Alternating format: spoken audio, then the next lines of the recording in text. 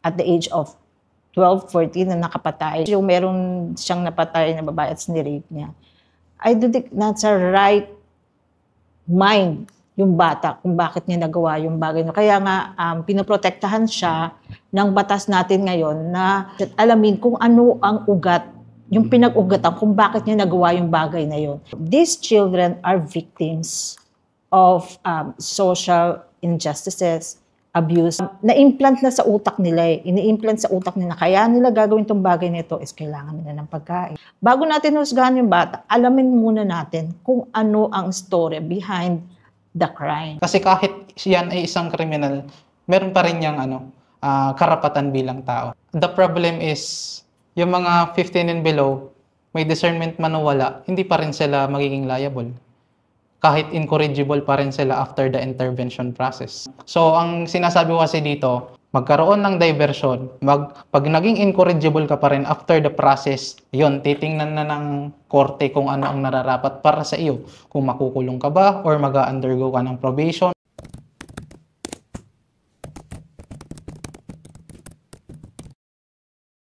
Maligayang pagbabalik po sa ating programa at ngayon ay magpapatuloy lamang po tayo sa pagtalakay sa ating paksa kung dapat na bang babaan ang age of criminal liability dahil sa lumalaking bilang ng mga kabataan na nasasangkot sa iba't ibang uri ng kriminalidad.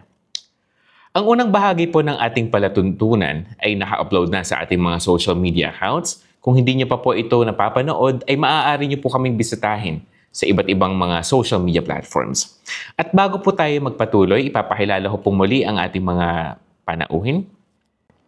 Hello everyone, I am Andre, graduate of Bachelor of Science in Criminology. At naniniwala ako na dapat ibaba ang age of criminal responsibility.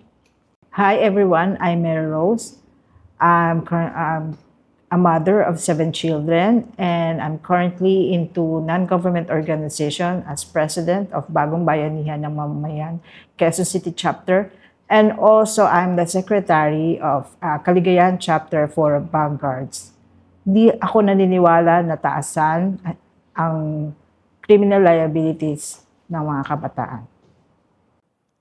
Okay, maraming salamat ho. At bago tayo magpatuloy para itanong ang mga naihanda pa po nating mga katanungan, ako po si Armando Bibay at ito po ang Unbiased.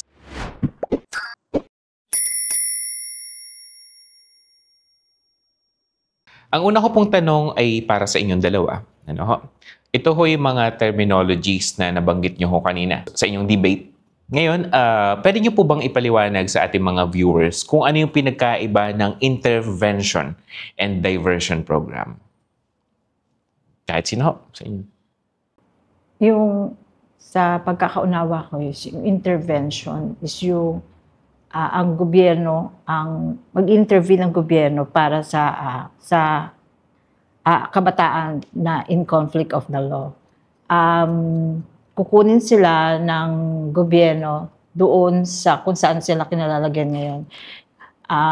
It's either, depende kasi yun sa crime committed by a child.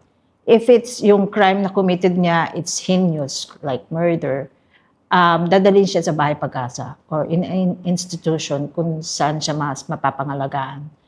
Doon naman sa non-heinous crime, kukunin sila ng government pero ililipat lang sila sa kung saan mas papabor sa kanila yung next kin to their parents. Kumbaga kung saan sila mas mapapaganda ang buhay. At the same time, aanoan sila, pangangalagaan sila ng gobyerno. Ng kagaya ng social welfare na imo-monitor yung kanilang estado sa buhay at magkakaroon sila ng yung intervention nga na yun na pangangalagaan sila. Tapos yung isa is diversion. Bali ita-divert yung kanilang imbes na magfo-focus yung sa personality development sa kanilang pag-aaral. Ita-divert yung kanilang pamumuhay sa pag-aaral. Imbis na nasa kali, focus ang government para sa pag-aaral nila, sa pag-develop ng kanilang pagkatao. And may mga programa na nilalayo ng gobyerno, like in social welfare, na ibigay sa mga kabataan para mas pangalagaan ang kanilang mga karapatan. So, ang additional ko lang, ang intervention and diversion program is pareho siya lang rehabilitative in nature. Sa intervention program kasi, ito yung mga sa 15 years old and below na kung saan nag-intervene ng gobyerno tulad ng sabi niya para turuan sila na hindi na maulit ang kanilang ginawa. Yun yung pinaka-focus dun. While in diversion program, dito tinitingnan natin na imbis patawan natin sila ng criminal liability, titingnan natin kung ano pa yung ibang mga program na applicable sa kanila. So, ang kaso lang kasi dito sa diversion program, kapag naigawa mo na yung diversion program, dumating na sila sa tamang edad, kung magiging incorrigible sila, so magkakaroon ng judicial process. So, yung judicial process na yun, identify natin kung ano ba yung angkop para sa kanila. So, ang pagkakaiba lang, intervention, pakikialaman mo para hindi na maulit yung bagay na ginawa. Yung diversion program naman, imbes na patawan ng criminal responsibility, ibang programa para hindi na umulit pa yung isang child in conflict with the law.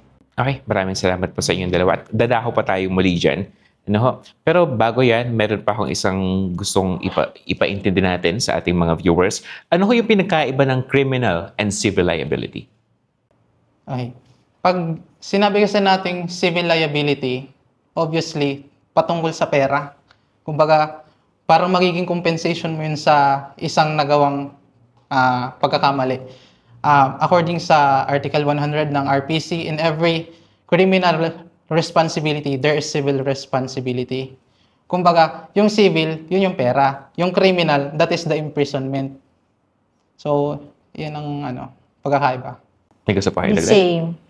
It's the same lang.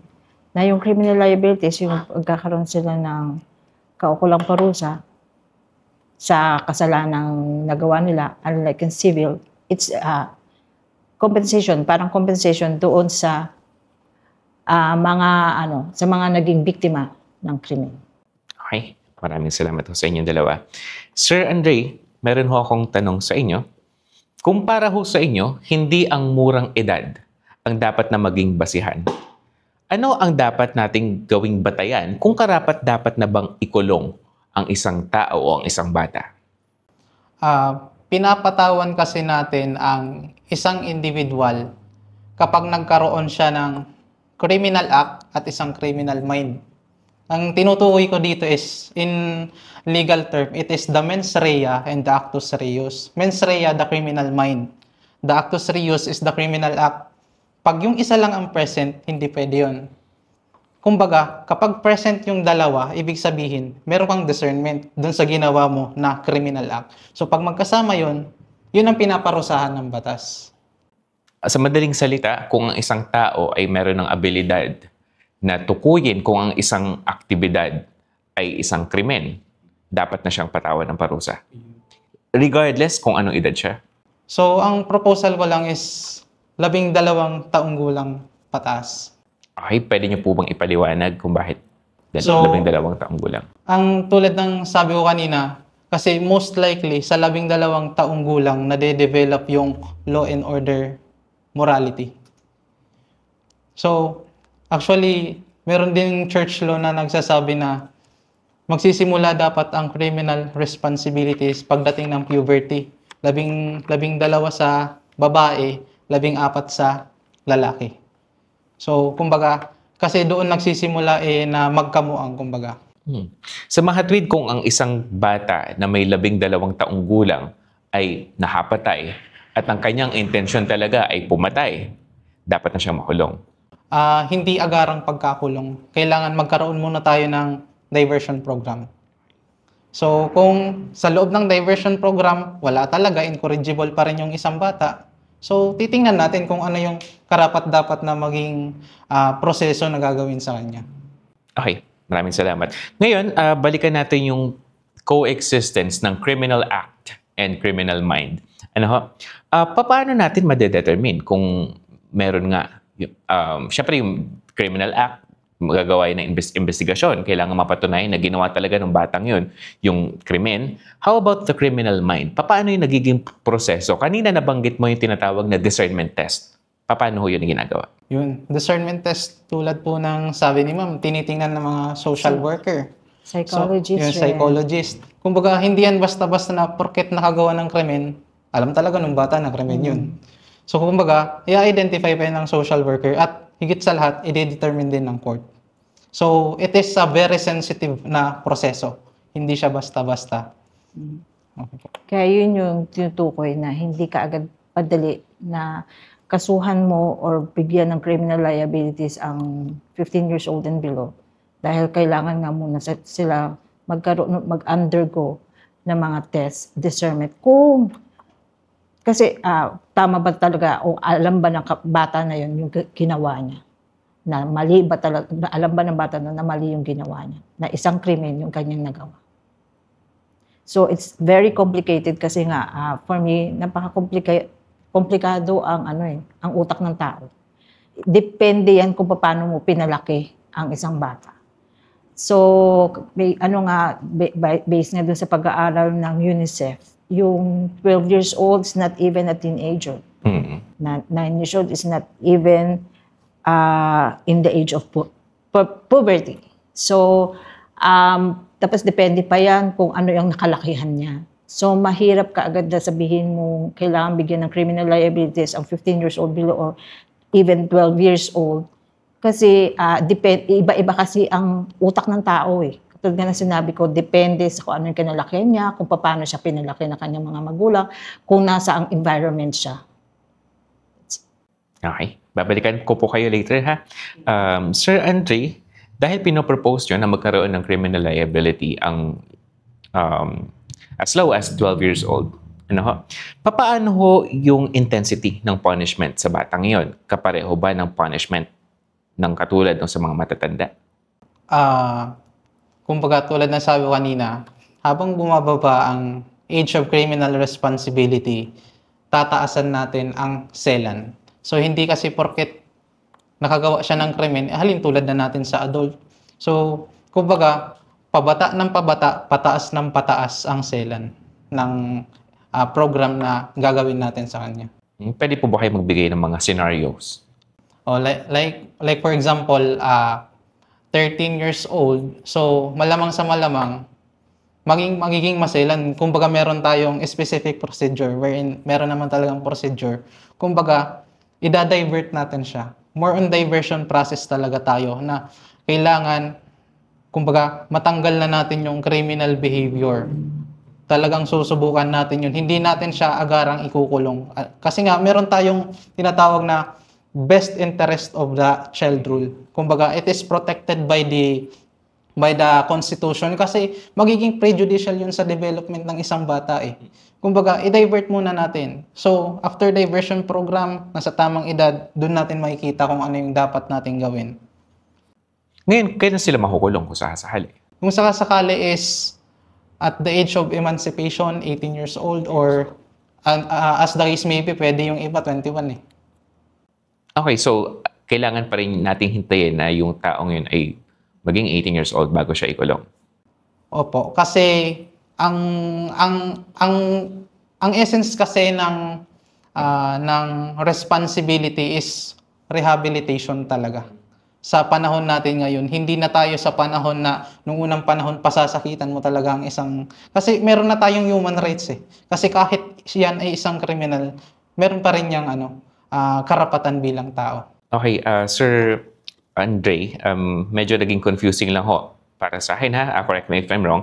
Kanina pinadefine ko ho sa inyo yung difference ng criminal and civil liability and na-mention nyo kanina na ang criminal liability ay yun yung pagkakakulong. Opo. At sumasang-ayon ho kayo na dapat ibaba ang criminal liability. Pero ngayon, sinasabi nyo ho na 18 years old bago pa makulong. So, hindi po natin nababa ang criminal liability.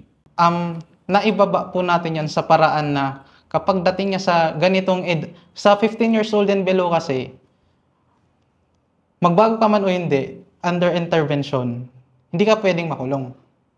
Pero pag 12 years old, naibaba natin sa 12 years old, after rehabilitation, kahit nagawa mo yun ng 12 ka, after diversion, kapag hindi ka nagbago, ikukulong natin. Kasi hindi mo siya pwedeng ikumpara sa isang adult offender eh. Kasi nga, bata yan. Kasi meron tayong best interest of the child rule. Okay, ano pong difference ng adult offender sa isang batang nakagawa ng pagkakamali? So basically, kapag adult, kumbaga meron ng kabuuhan meron na talagang muang. Kumbaga yung bata naman, nag-undergo pa yung development niya. So, doon sa development na nangyayari sa bata, doon tayo magda-divert na matanggal yung criminal behavior. So, yun yung pagkakaiba. Kasi dito sa intervention, wala talagang pagkakakulong. Absolute yung exemption niya sa criminal responsibility. Okay, sige. Dumako na tayo dyan. Gaano ba ka-problematic o gaano ba ka-insufficient yung kasalukuyang programa na meron ng ating pamahalaan? Kaya nga yun ang una kong tanong sa inyo kanina, ano yung pinagkaiba ng intervention and diversion program para malaman ng ating mga viewers na hindi naman totally walang ginagawa ang ating gobyerno.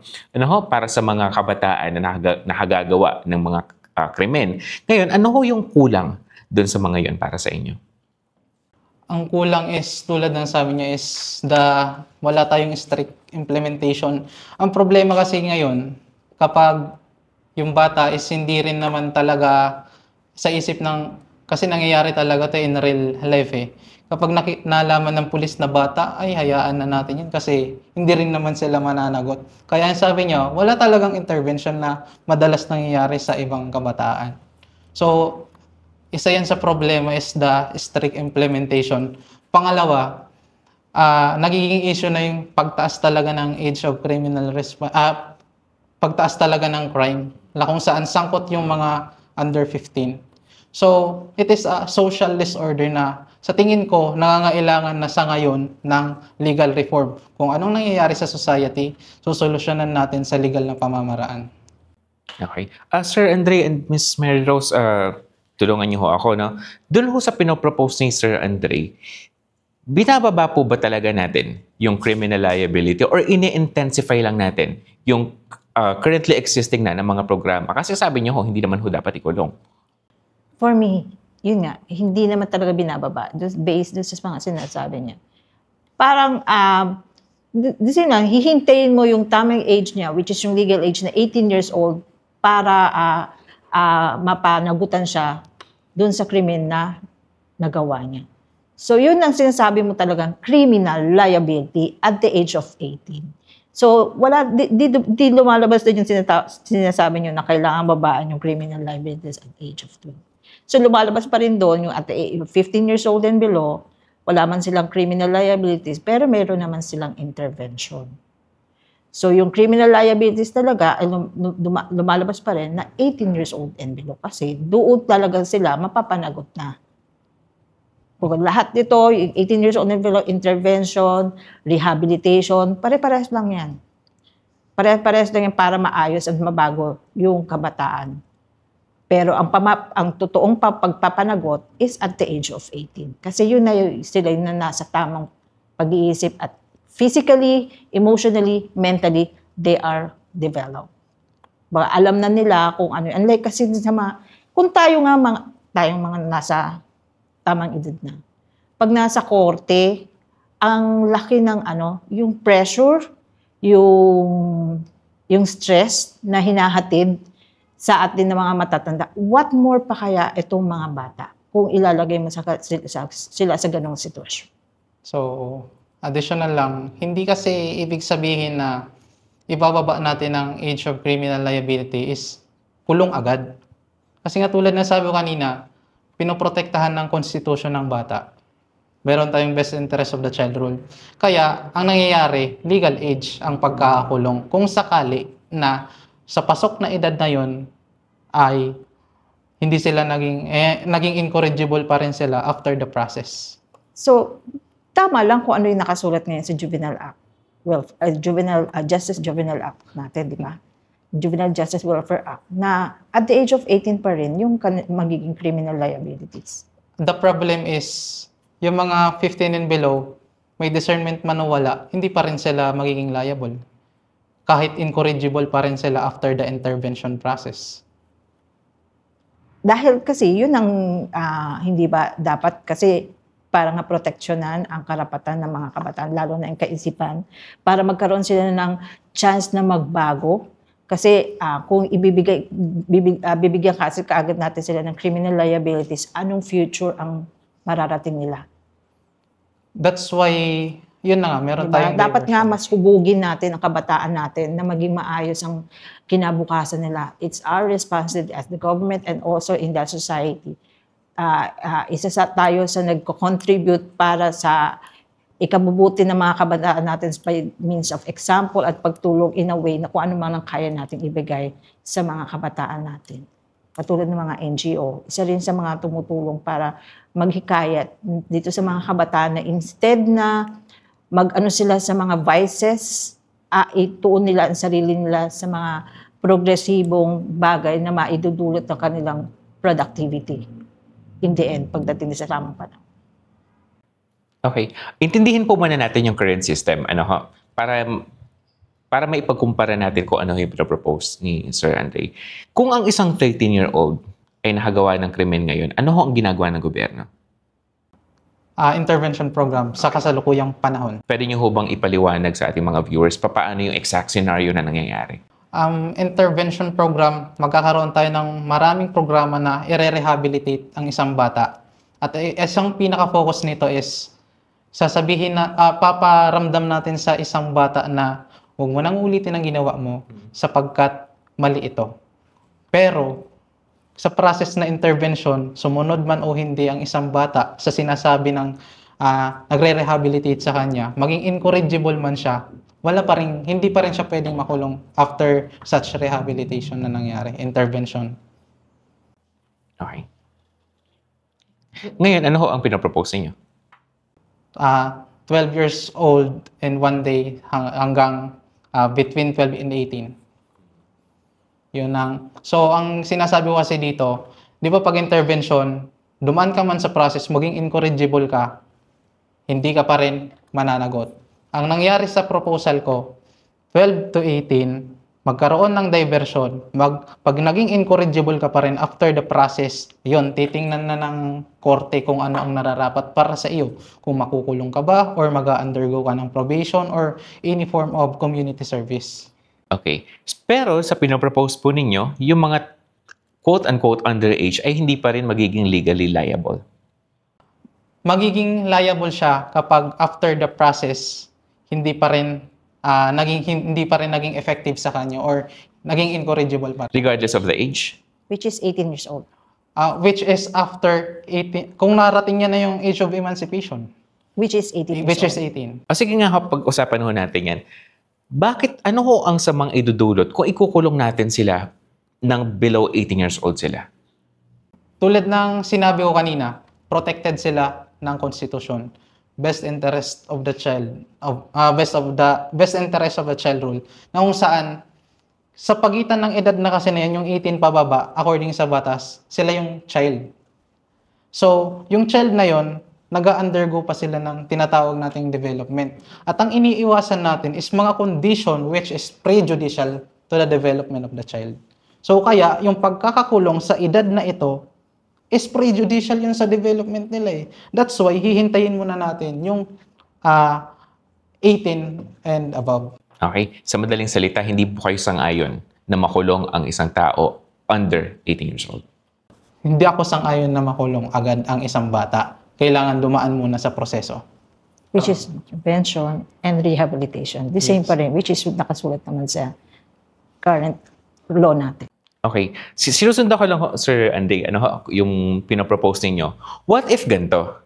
What if, total, hindi naman kayo papayag na under 18 makulong sila. What if i-intensify na lang natin yung intervention program and yung diversion program? Makatutulong kaya yon? Kasi nabanggit niyo kanina, ang problema kasi natin yung strict implementation. Meron na tayong depende nga sa crime kung heinous ba. Meron na tayong intensive na programa para dyan. Hiwalay na programa kung intense ba talaga. However, ang nangyayari kasi sa society natin, kumbaga ang gusto kong itatak sa mga kabataan, kapag ganitong edad ka, maaari ka ng managot. Mm-hmm. Kasi kapag alam ng kabataan na 15 and below ka, ay, okay lang to, magdaan lang tayo sa intervention program, hindi tayo makukulong kahit incorrigible tayo after the process. So ang sinasabi ko, kapag sa ganitong edad, incorrigible ako after the process, pwede na ako makulong. Para magiging pathway siya Oo. papunta dun sa... Okay. Can I butt in? For me, for me lang hindi lahat ng kabataan alam yung sinasabi mo na magiging mapapanagot na sila at the age of 12 to 50 kaya gusto mong babaan. Hindi. For me, kaya nga, katulad nga ng sinabi ko, these children are victims of social injustices, abuse. So, kadalasan itong mga kabataan na to, nagiging biktima sila ng nakikita nila sa kaya hindi nila napapansin, hindi nila alam yon. Kasi, kumbaga, na-implant na sa utak nila ini-implant sa utak nila, kaya nila gagawin itong bagay nito is kailangan nila ng pagkain. For example lang, yung magnakaw. Bakit niya nagawa ang bagay na yon? Nagnakaw kasi, in the first place, kailangan nila, itinuro sa kanila na kailangan gawin mo to kasi kailangan mo mayroong makain sa araw na to. Kailangan may makain ng pamilya mo. At the same time, is yung sinasabi na at the age of 12, 14 na nakapatay. Which is recently na nangyari sa may parting na Valiches, yung meron siyang napatay na babae at sinirape niya. I don't think that's a right mind yung bata kung bakit niya nagawa yung bagay. Kaya nga, pinoprotektahan siya ng batas natin ngayon na mapag-aralan at magkaroon ng intervention, alamin kung ano ang ugat, yung pinag-ugatan, kung bakit niya nagawa yung bagay na yun. Meron ba nag-utos sa kanya? Meron bang nag-influence sa kanya? Meron ba siyang tinik or whatsoever that makes him do the crime? Yun ang tinatawag na intervention talaga na kailangan pag-aralan mo muna yung sitwasyon. Kailangan pag-aralan mo muna yung sitwasyon ng bata kung bakit niya nagawa yung bagay. Which is mahalaga bago mo papanagutin ang isang bata sa isang krimen na nagawa niya. Okay, maraming salamat to. Miss Mary Rose, may tanong pa po ako sa inyo. Nabanggit niyo kanina na ang mga batang nakagawa ng pagkakamali ay kailangan natin bigyan ng second chance. How about those who are habitual delinquent? Yung mga paulit-ulit na gumagawa ng krimen? For me, kaya nga nauulit yung tulad ng sinabi ko, kaya nauulit yun kasi hindi na-implement ng gusto yung batas. There was no intervention on the part of the government na ginawa doon sa bata na yun. In the first place, kung nagkaroon ng intervention, lalabas ba siya sa community at gawin ng bagay na yun? No. Diba? Kasi ilalayo siya intervention niya, ilalayo siya doon sa magulang or sa community na pinaglalagyan niya para mabago siya. Which is papasok nga yung Bahay Pag-asa or ibang institution na maaaring makatulong sa kanya para magbago siya. Ngayon, itong mga institution po na ito na binabanggit ninyo, paano po sila nakasisiguro na ang mga batang ito ay natuto na at hindi na nila uulitin? That is why yan ang dapat bigyan pagtuunan ng pansin ng mga gobyerno. Itong mga institution na to na pangalagaan at bantayan na maigi kung ano yung ginagawa. Kung nagagawa ba talaga ng mga institution na to, yung mga dapat nilang gawin na intervention sa mga bata. Meron akong nabalitaan, merong isang institution na nahuli kasi may nagsusumbong na in-exploit sila ng founder or ng head ng institution na yun. Which is dapat ganun talaga ang ginagawa. Babantayan maigi ang institution na to na umahawak ng mga intervention program natin na makarating sa mga kabataan yung mga programa at intervention na dapat na matanggap nila. Kaya kasi nasasabi natin hindi nagiging successful yung intervention kasi itong institution na to hindi nila ginagawa ng tama yung trabaho nila. Kaya nababaliwala. So yun ang isa pa rin pumapasok yung strict implementation. Na kailangan bantayan at magkaroon tayo ng striktong pagpapatupad ng ang batas natin. Okay. So para ho sa inyo, hindi po nagagawa ng maayos sa mga kaukulang institution yung pagdidisiplina sa mga... Yes, hindi nagagawa. Kasi hindi nagagawa yung tamang pag-aaral at pagdidisiplina or tamang gawain na dapat ituro nila sa mga bata. Kasi meron mga cases nga na kaya nga sila nilagay sa institution na to para mabago, pero at the same time, pala nangyayari na exploit pa sila. Kung katulad nga yung sinabi ko, may napanood ako na itong isang, which was run by a foreigner No, nagsumbong yung mga bata, kaya pinuntahan ng DSWD natin. And then the DSWD tinanggal yung license ng institution na to para hindi na sila tumanggap pa yun ng mga kabataan, para hindi na ilagay ulit yung mga kabataan. Kumbaga, ni-rescue ng government natin, ng DSWD, yung mga kabataan na to, which is dapat ganun talaga. Yung strict implementation talaga, na strict na pagbantay sa mga institution natin na ginagawa nila yung mga trabaho nila. Sa tingin po ninyo, bakit nagkukulang yung mga institution na to? Ano ho yung kulang? Siguro for me, budget. Next is yung lax sila kasi walang nagbabantay sa kanila. Sa mga ibang bansa kasi, for example, Amerika, palaging binibisita. Binibisita yan ng social worker nila sa Amerika. Unlike for us, I think, nag-iintay tayo na merong magreklamo bago natin aksyonan ng isang bagay. Right? Kasi hindi kasi para sa atin kasi hindi natin malalaman ng isang bagay pag walang nagreklamo.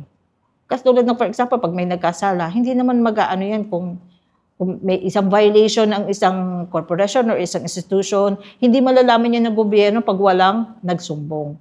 Pero pag merong constant na nagbabantay or nagmamonitor dito sa institution na to, magiging sa pagkilos at sa paggalaw nila. Talagang magiging mindful sila na dapat gawin nila yung tama para sa mga batang pinahawakan. Okay. So supposedly, dapat may mga grading system rin yan eh.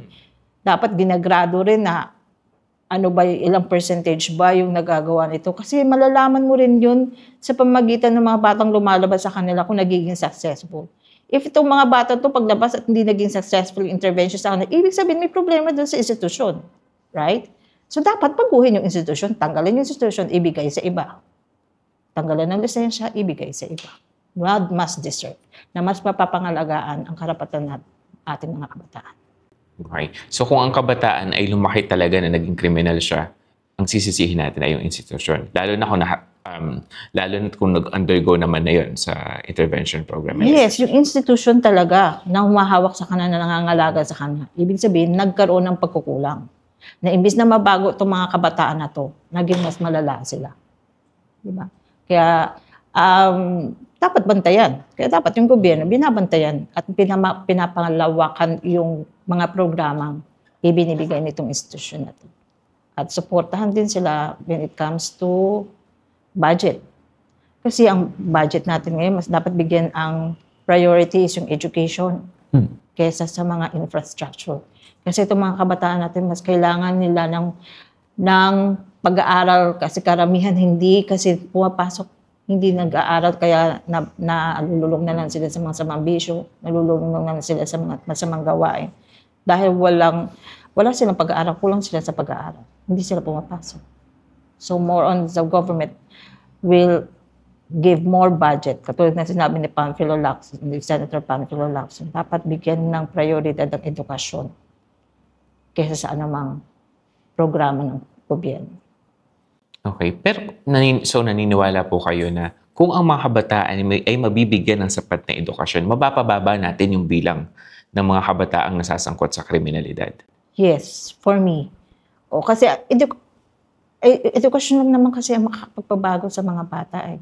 Edukasyon lang ang makakatulong sa mga bata kasi yun ang doon nila malalaman kung ano yung tama at mali. Yun ang makakatulong sa kanila. Kapag may edukasyon ka, meron kang magandang kinabukasan. Pero kapag wala kang edukasyon, ano na lang ang bukas na haharapin nila. So, lahat naman tayo, I think even the government knows that na education is the primary solution para maayos ang mga kabataan natin ngayon. Ano po masasabi niyo sa mga krimen na nagaganap sa loob po ng paaralan? Katulad ng nakaraan, meron ng pabalitang estudyante na pinatay niya yung kanyang guro dahil siya yung binagsak. Di ba? Yes, yun nga, alam mo, nung nalaman ko nga yun, ang unang-unang tanong ko sa sarili ko, bakit niya nagawa yun? Ano yung story behind the situation? Kasi merong kung alam nyo rin naman, di ba, may mga nangyayari na may mga estudyante nagpapakamatay dahil sa pag-aaral, dahil masyado silang na strict dun sa pressure sa mga teachers nila. So, two-way yan eh. Ibig sabihin, merong nangyayari doon sa loob ng eskwelahan na hindi nalalaman. May nangyayari between that student and the teacher na hindi nalalaman ng eskwelahan. 'Di ba? Na maaaring may nagawa itong si teacher na that provoke the student na gawin ng bagay na 'yon. Hindi sa sinasabi ng ayunan ko o sinasabi kong tama yung ginawa ng bata, pero ang sa akin lang, alamin muna natin. Bago natin husgahan yung bata, alamin muna natin kung ano ang story behind the crime. Ano yung nangyari, kung bakit niya nagawa yung bagay, what pushed him to do those crime. Kayo ho ba, tanong po ito para sa inyong dalawa, malaking bagay ho ba ang kahirapan sa pagdami ng mga kabataang nasasangkot sa kriminalidad? Yes. For me, yes. Kaya marami nagsasabi, iba daw ang buhay ngayon. Mga kabataan ngayon compared to before. Dahil daw, kaya ang sinasabi nila na tinanggalan daw yung mga teachers na pagsabihan or paluin. Di ba, ang batas natin ngayon na bawal ng saktan or pagsabihan ng hindi maganda ang mga estudyante pagdating sa eskwelahan. Or as second house, second parent. For me kasi, hindi lang naman kasi yun ang hindi lang naman yun kasi yun ang paraan ng pagdidisiplina. Ang pagdidisiplina, hindi lang naman kasi dahil sa kulang sa pagdidisiplina, kundi dahil sa kahirapan na maraming mga pamilya ngayon ang dumadaan sa kahirapan, kaya napipilitan nilang gawin ang bagay na yun. Which dapat nga kasi, yung education, bigyan kasi talaga ng priority para mailagak natin itong mga kabataan, mailayo natin itong mga kabataan sa mga masasamang bisyo.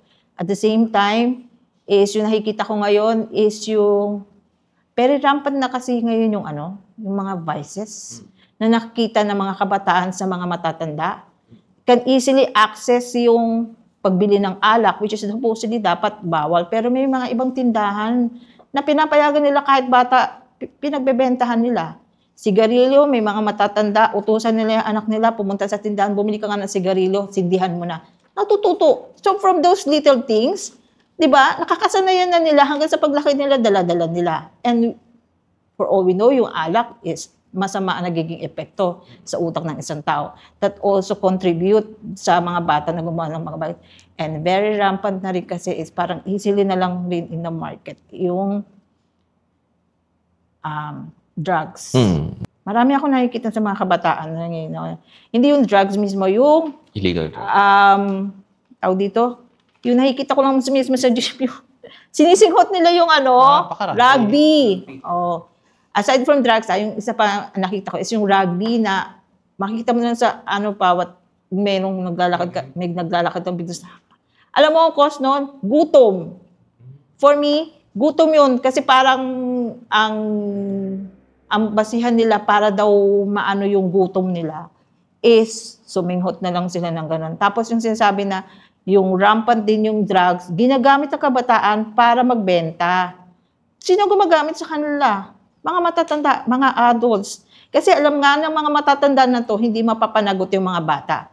Pero the mere fact na bababaan natin yung criminal liability sa mga kabataan natin, the mere fact na gagamit ang mga yung mga adults na to, yung mga tawag sa kanila, yung mga sindikato na gumamit ng mas bata pa. Kumbaga, pabataan, magiging pabataan ng pabata yung mga criminal na mga kabataan natin na dumadaan, na gumagawa ng kriminalidad. Kasi the mere fact na pababain mo pa yung criminal liabilities, ang gagawin ng mga matatanda na to, gagamitin nila mas bata. Kasi yun ang nasa batas, hindi sila mapapanagutan eh. Diba? So tama lang na kung ano yung age ngayon, magkaroon sila ng intervention, magkaroon sila ng rehabilitation, para matigil din itong mga sindikato na to. Tapos dapat kasi ang unang tutukan is yung mga sindikato, hindi naman ang mga kabataan. Kasi biktima sila eh. Biktima sila ng sitwasyon, biktima sila ng mga abuse, biktima sila ng kahirapan. So hindi dapat pagtuunan natin ang pagpapunish sa mga kabataan. Ang mas tuunan natin ng pagpapunish is yung mga sindikato, yung mga adults. Kasi sila yung ugat ng kriminalidad. Sa kanila nagmumula yun. Wala naman alam at muwang ang mga kabataan, kundi tinuturo lang rin sa kanila. Which is dapat yun ang trabaho ng mga polis. Alamin kung sino-sino yung mga sindikato na to na gumagamit ng mga kabataan natin. Actually, yun ho yung kasunod kong tanong, no? Ano ho yung masasabi ninyo sa paggamit sa mga minor de edad sa paggawa ng krimen? At sa tingin nyo ba ito ay dahil sa mataas na age of liability? At ano sa tingin nyo yung solusyon dito? Kayo ho, sir.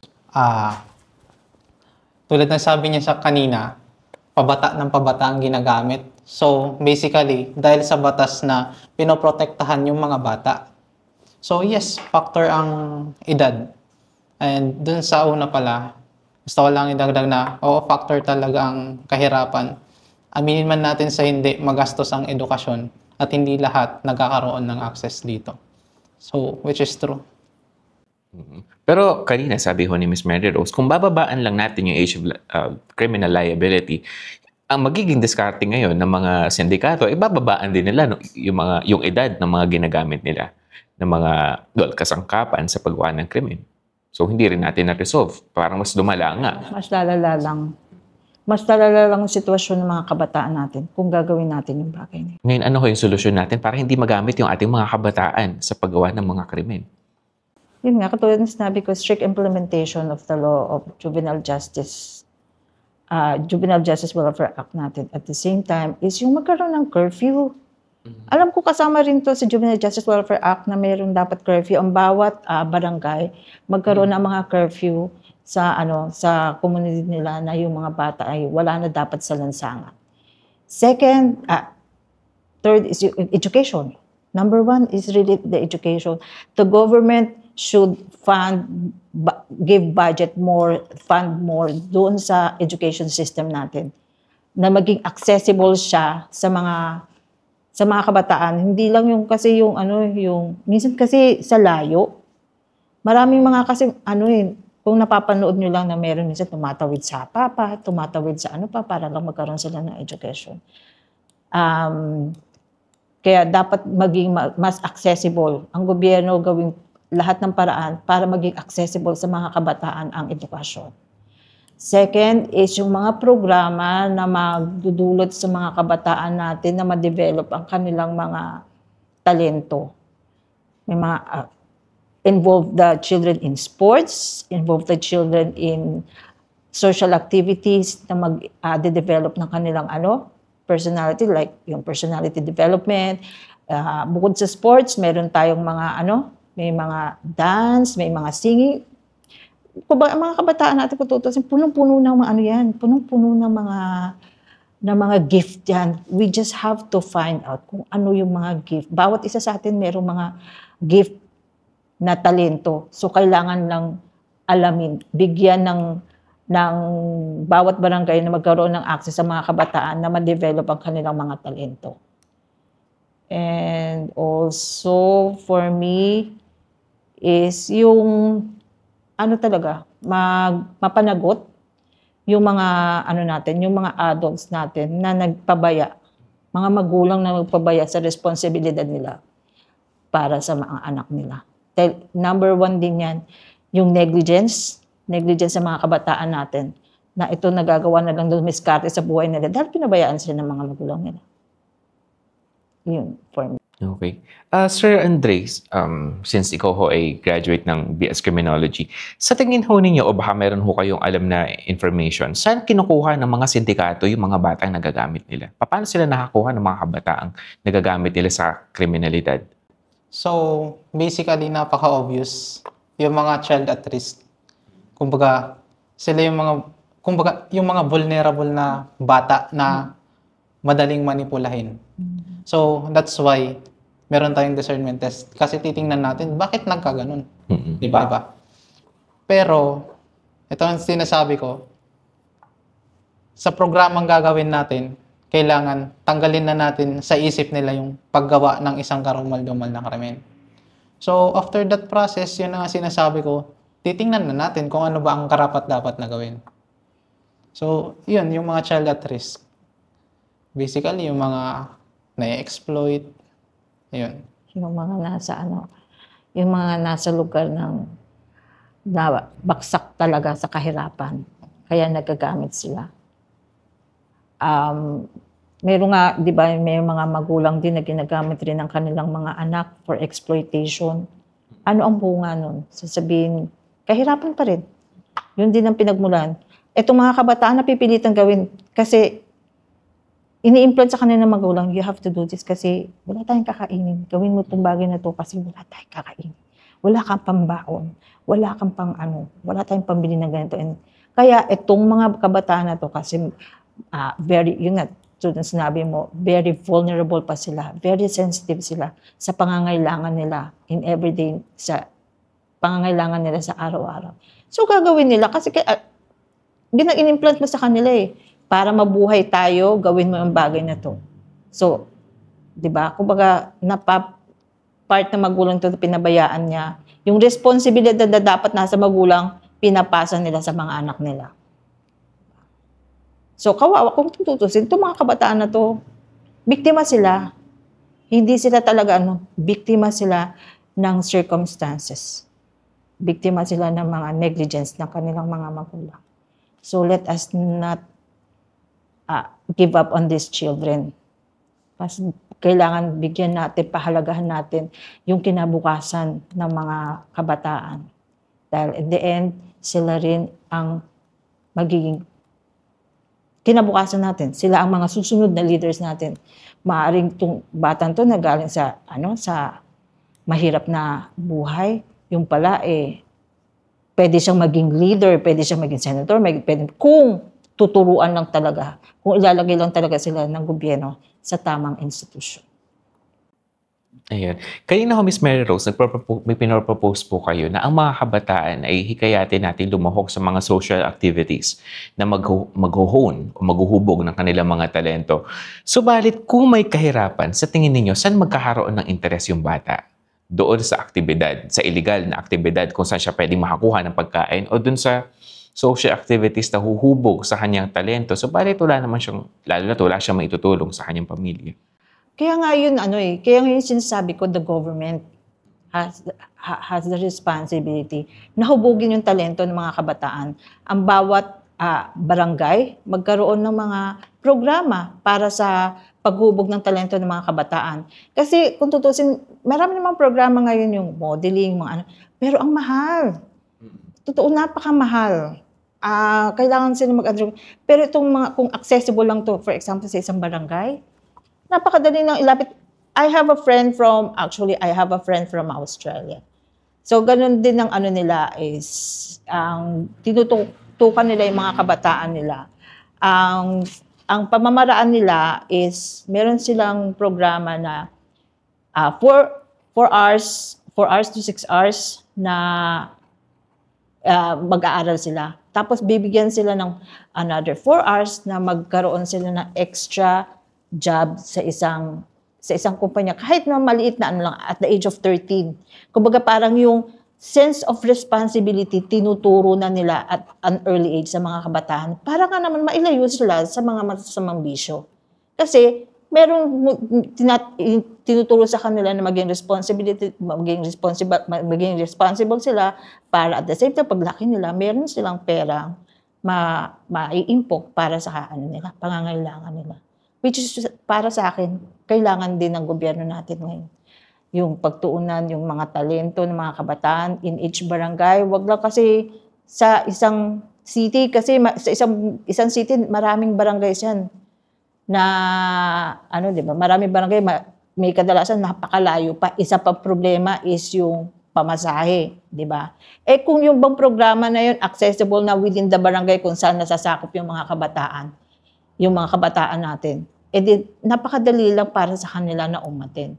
For example, yung mga boxing, mga sports activities na dapat within the suportahan ng mga barangay. May mga budget naman yung mga yan. So, isa dapat yung pangunahan nila. Yung mga sports activities, yung mga extra social activities na para ma-involve ang kabataan natin sa mga ganitong ganitong development, unlike na mailagay pa sila sa mga gawain na hindi namang tama. So, yun ang way na iaalis mo sila, na magkaroon ng chance itong mga bata na to na gumawa ng krimen. Kasi busy sila para i-develop ang sarili nila. Kasi yun ang naituro sa kanila. Sir Andre, baka may gusto po kayong idagdag sa sinabi? Okay na po. Okay. Kanina nabanggit ho, no, na pag-uusapan natin, yung mga magulang na hindi nagiging, mga magulang na nagiging pabaya. Kaya yung mga kabataan, yung mga anak nila ay nakakagawa ng krimen. Ngayon, ano ko yung kailangan natin gawin sa kanila? Kung yung anak nila, lalo na kung nagiging habitual delinquent, paulit-ulit nasasangkot sa kriminalidad, ano ko yung gusto niyong gawin natin sa mga magulang na yun? Patawag. For example, I have an experience na yung anak ko nabubuli. One time, yung anak ko itinapon sa basurahan. Pinuhat ng 2 kabataan at tinapon sa basurahan. Kung gaano kasakit sa akin yun, ano ginawa ko? Kinausap ko yung magulang.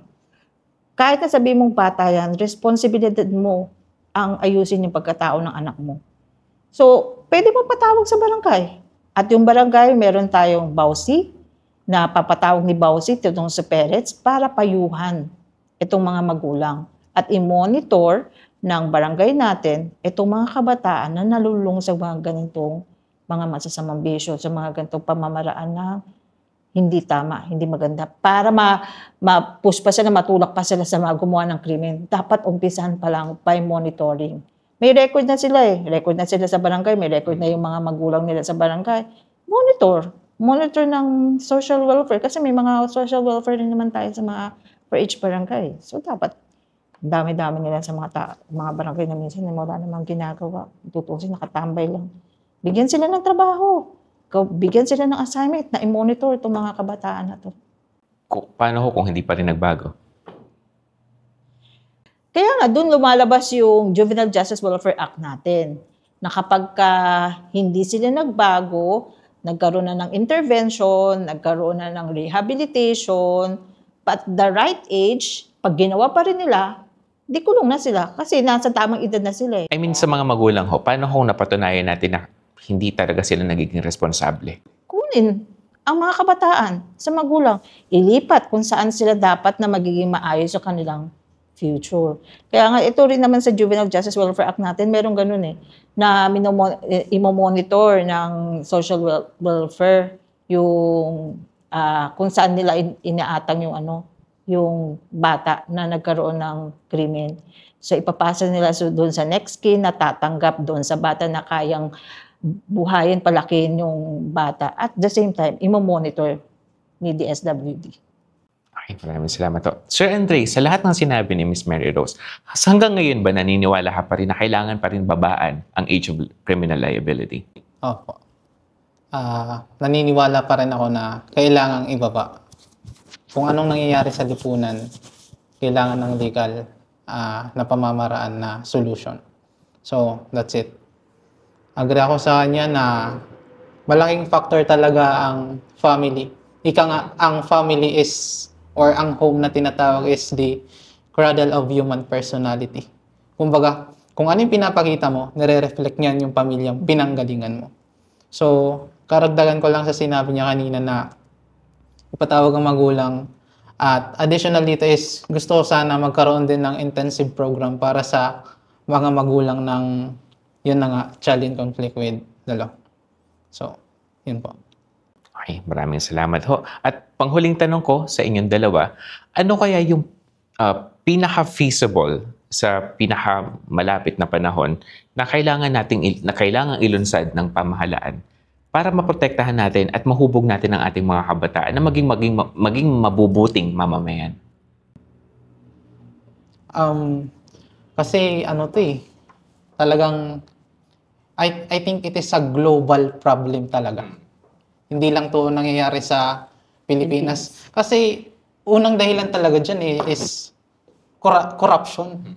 Siyempre, hindi maghihirap ang Pilipinas. Hindi mahirap ang Pilipinas Mayaman. May corruption lang na nangyayari. So, dahil sa corruption, may taong mahirap. May mahirap, may kabataang nasangkot sa krimen dahil mahirap. So, yun yung nangyayari. Pero ngayon, ang feasible talaga para sa akin, yun pa rin, ibaba natin yung age of criminal responsibility. Kasi sa panahon ngayon, hindi natin kayang puksain agad ang corruption eh. So, kumbaga, it's a process. Kung sa tingin natin, kaya na natin, itaas ulit natin yung age of criminal responsibility. Kumbaga, ibinaba natin, sige, itaas ulit natin kung magiging feasible nito sa future. Pero kasi, ang nangyayari ngayon sa kasalukuyan, kumbaga, ang batas natin dapat maging reactive. Diba? Kung ano nangyayari ngayon, solusyonan natin ngayon. Kung kinabukasan, effective na, yun na dapat itaas natin, sige, itaas ulit natin. Sa mga tweets, sinasabi niyo ho na ang korupsyon, hindi lang pala yung mga estruktura ang nasisira dahil sa korupsyon, kundi pati yung moral ng ating mga kabataan. Kasi yung nagiging sistema kasi ngayon, yung mahirap, lalong nagiging mahirap. Yung mayaman, lalong nagiging mayaman. Kasi mautak sila. Di ba? Na itatago nila yung krimen na ginawa nila. Unlike dito sa atin na mga mahihirap, sila yung target eh. Sila yung target kasi wala silang kakayanan. Wala silang pera para magbayad sa justice system natin. Walang pera para itago yung mga krimen na nagawa nila. Di ba? So, isa yun dapat yung justice system ng gobyerno na dapat papanagutin whether mayaman or mahirap para maging halimbawa sa ating mga kabataan na walang dapat exemption wala dapat exemption na porket meron silang kakayahan, meron silang may power sila, nasa posisyon sila. So, dapat hindi gayon.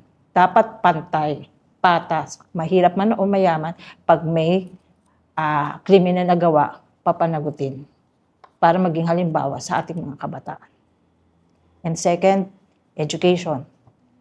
Mas pagtuunan ng pansin ng gobyerno ang edukasyon ng mga kabataan natin, maging accessible sa mga kabataan natin na madali nilang lapitan, madali nilang mapuntahan, na hindi magiging burden sa kanila. Kasi yung iba kasi nagiging burden ng education dahil maraming mga malayo, maraming mga pinagagawa, maraming mga kailangan. So, dapat tanggalin na yun. So, mas bigyan ng budget na dapat zero expenses doon sa mga kabataan natin, lalo na yung mga nasa mahihirap na depressed area. Wala na sila dapat gagastusin o whatsoever. Kung magkaroon man naman project, wala na dapat mga ganyan. Mas tutukan tutukan yung kanilang pag-aaral pagdating sa mga akademya. Okay. Nasabi ko kanina huling tanong na yun, pero naisip ko lang ngayon, anong uring mga kabataan kaya ang mahuhubog natin kung ang ating pamahalaan ay hindi kurakot?